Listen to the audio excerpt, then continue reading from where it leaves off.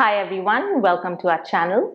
Today we'll be talking about how you can help turn your baby into a head down position if it's settled in the breech position.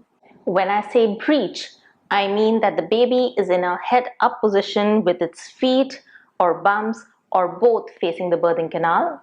We have talked about optimal fetal positioning in the previous video, so do check them out as well.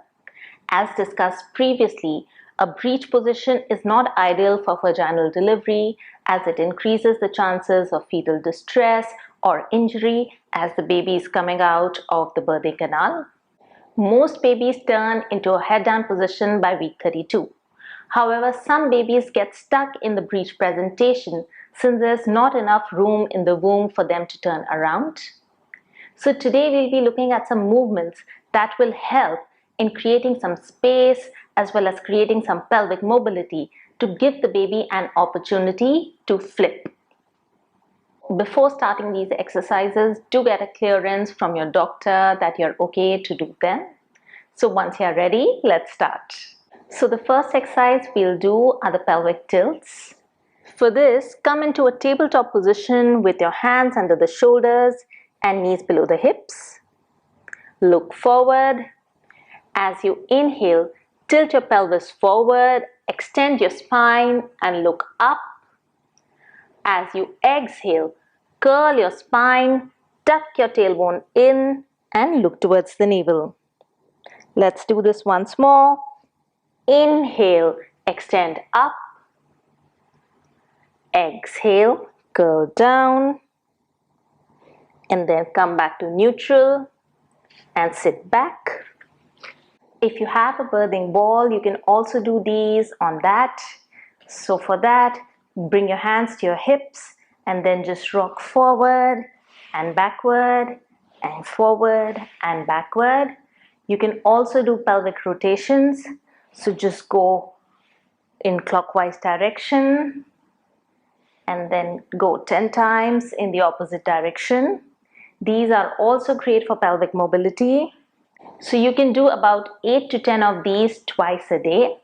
These are great generally for pelvis mobility, which is important for helping baby to turn. The next exercise is the bridge pose, which will help in creating space in the womb. For this, come onto your back.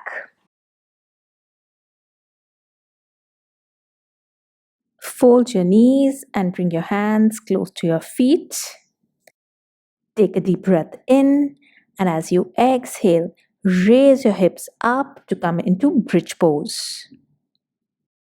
Once you're here, you can prop a couple of pillows below the hips for support.